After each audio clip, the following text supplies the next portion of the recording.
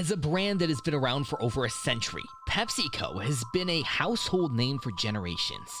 With its refreshing taste and catchy slogans, Pepsi has been a favorite of consumers around the world. But what if I told you that this iconic brand went bankrupt? Yes, it's true. Not once, but twice. From its humble beginnings to its rise as a global powerhouse, PepsiCo now seems unstoppable.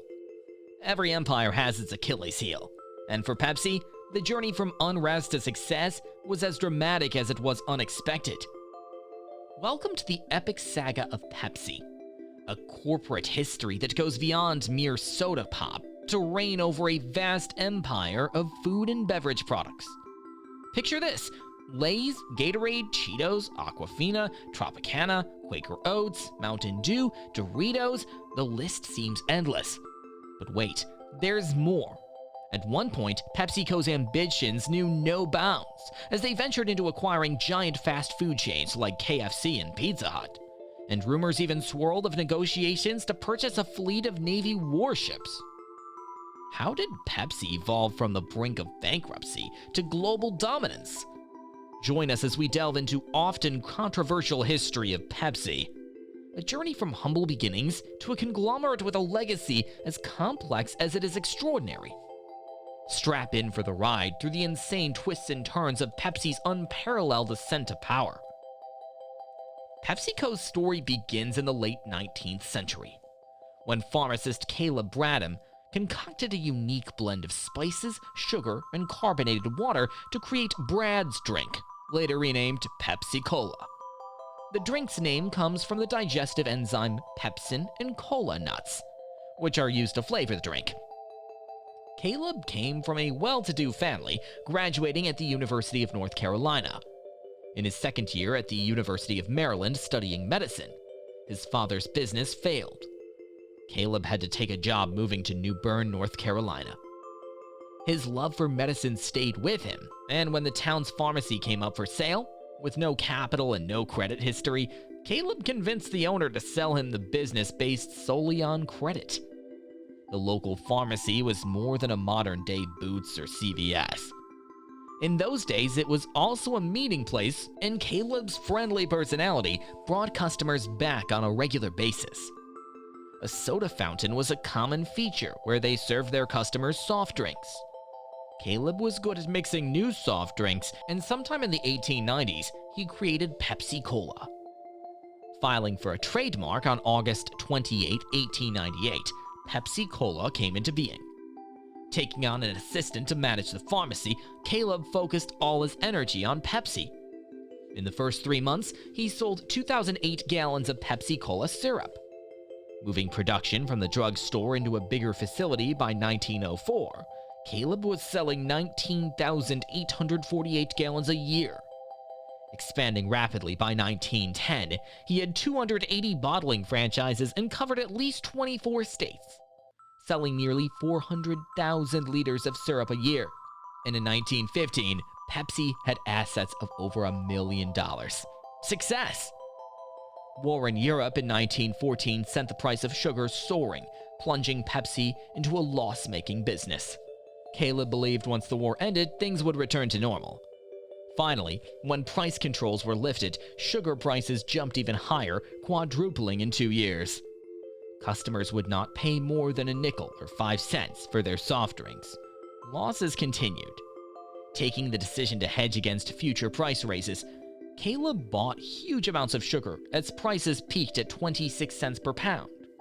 With a large quantity of sugar in his stores, Caleb watched the price fall back to 2 cents per pound. Losses compounded, and despite all his efforts to raise capital, nothing worked. By March 2, 1923, the Pepsi-Cola Corporation was bankrupt. Caleb Bradham died aged 67, unaware his beloved cola brand would eventually be a huge global success.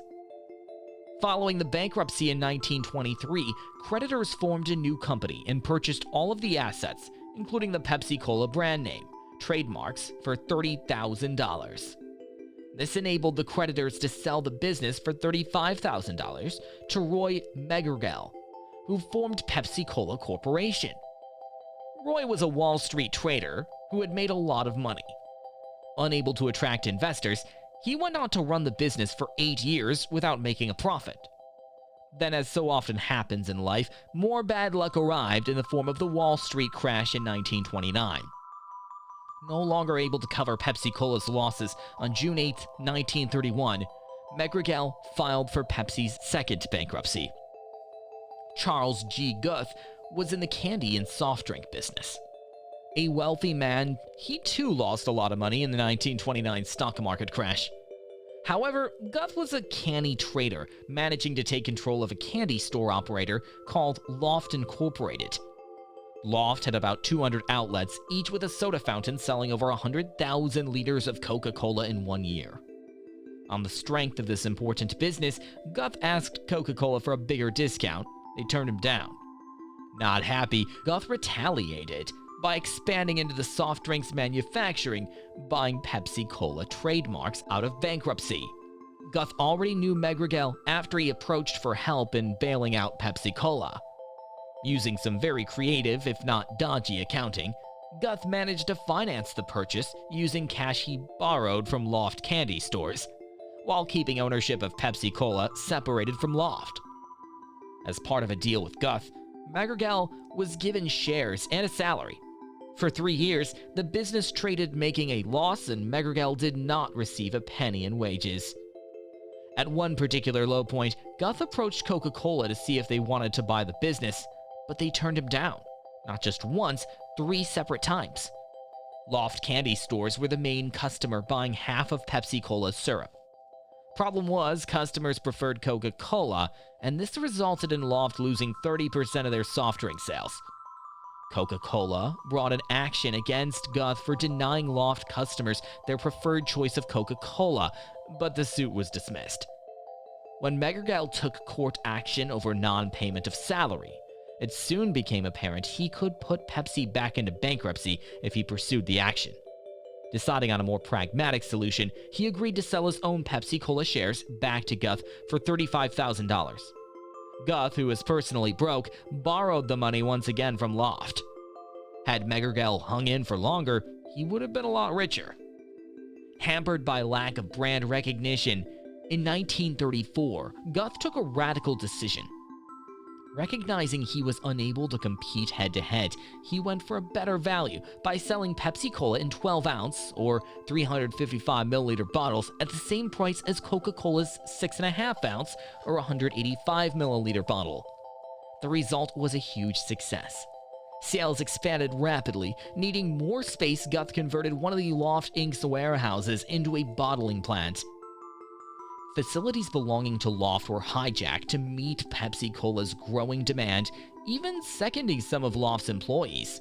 By 1938, Guth signed up Pepsi-Cola franchises throughout the USA, transforming the balance sheet from a loss into a $4 million profit. Problem was, none of the profit benefited Loft candy stores. Guth was CEO of Loft, while virtually all of his time and energy was devoted to Pepsi-Cola. To make matters worse, profits at Loft fell from $366,000 to $21,000 in 3 years. This ended when a whistleblower leaked to the Loft board of directors it was their cash that bankrolled Pepsi-Cola.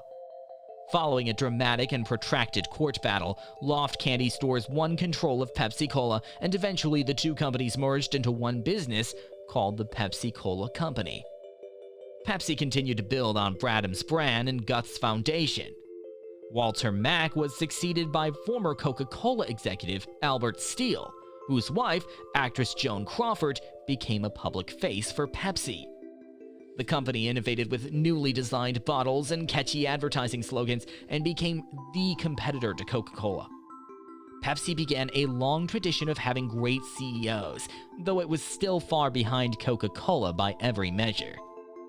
In 1965, Pepsi's highly regarded CEO, Don Kendall, who led the company until 1986, put together a merger with Frito-Lay of Dallas, Texas. Frito-Lay itself was the result of the 1961 merger between Herman Lay's Atlanta Company, the nation's largest potato chip maker, and the San Antonio Doolin family's Frito Company. Frito-Lay owners received about 30% of the stock in the combined company, renamed PepsiCo. Revenues jumped from $250 million in 1964 to $500 million in 1965, including Frito-Lay. While gaining some success on supermarket shelves, Pepsi struggled to compete with Coke in the restaurant market.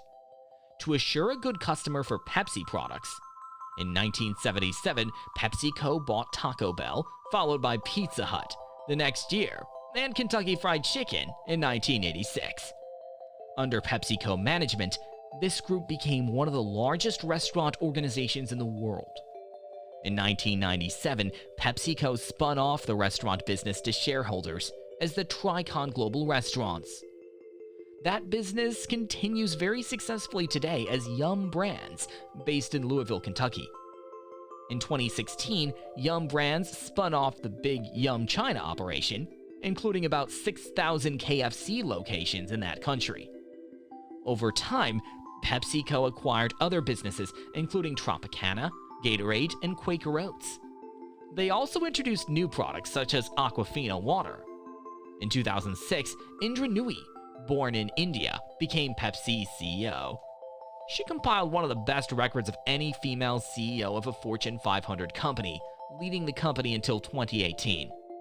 In 2018, the last full year for which data is available, PepsiCo posted revenues of $64.7 billion and net profits of $12.5 billion, making it America's 48th largest and 18th most profitable public company, and the largest food and beverage company based in the United States. PepsiCo's return on assets of 16% was exceptional, ranking 34th of the 500 companies in Fortune's list. The still great and cola-dominant Coca-Cola Company posted profits of $6.4 billion on revenues of $31.9 billion, and a return on assets of under 8%, half the profitability of PepsiCo. As we close the chapter on Pepsi's incredible journey, one thing becomes abundantly clear. The story of Pepsi is more than just a tale of corporate conquest. It's a reflection of the ever-changing landscape of business, culture, and society, from its humble origins to its status as a global powerhouse. But beyond the headlines and the boardrooms, Pepsi's legacy lives on in the hearts and minds of millions around the world. Whether it's the iconic logo, the unforgettable slogans, or the beloved products that line grocery store shelves, Pepsi has left an indelible mark on our collective consciousness.